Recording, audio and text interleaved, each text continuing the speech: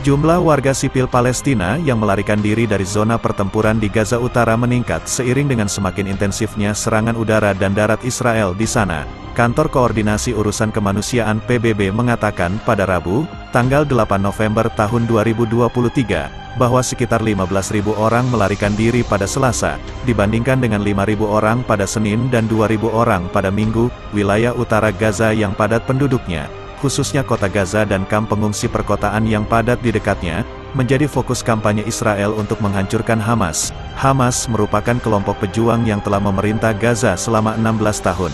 Kini agresi Israel ke Gaza telah memasuki bulan kedua, setelah serangan Hamas pada tanggal 7 Oktober tahun 2023 di Israel Selatan.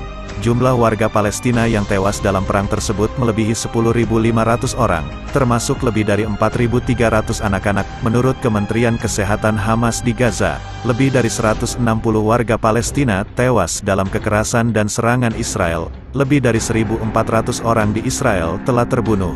Sebagian besar dari mereka tewas dalam serangan Hamas pada tanggal 7 Oktober yang mengawali pertempuran, dan 242 sandera disandera dari Israel ke Gaza oleh Hamas.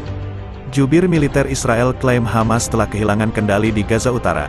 Juru bicara militer Israel, Laksamana Muda Daniel Hagari, mengatakan Hamas telah kehilangan kendali atas Gaza Utara ketika ribuan penduduk pindah ke selatan. Hal itu diungkapkannya dalam sebuah pengarahan yang disiarkan televisi. Kami melihat 50.000 warga Gaza berpindah dari jalur Gaza Utara ke selatan. Mereka bergerak karena mereka memahami bahwa Hamas telah kehilangan kendali di utara, kata Hagari. Hamas telah kehilangan kendali dan terus kehilangan kendali di wilayah utara, klaimnya seperti dikutip dari Al Arabiya, Kamis, tanggal 9 November tahun 2023. Hagari menambahkan bahwa tidak akan ada gencatan senjata tetapi Israel telah mengizinkan jeda kemanusiaan pada waktu-waktu tertentu untuk memungkinkan warga pindah ke selatan. Ada peningkatan seruan internasional untuk gencatan senjata atau jeda dalam pertempuran ketika konflik memasuki bulan kedua. Namun Perdana Menteri Benyamin Netanyahu pada hari Selasa mengatakan bahwa tidak akan ada bahan bakar yang dikirim ke Gaza dan tidak ada gencatan senjata dengan Hamas kecuali sandera yang ditangkap oleh kelompok militan Palestina itu dibebaskan. Tidak akan ada masuknya bensin. Tidak ada gencatan senjata tanpa pembebasan sandera kami, kata Netanyahu.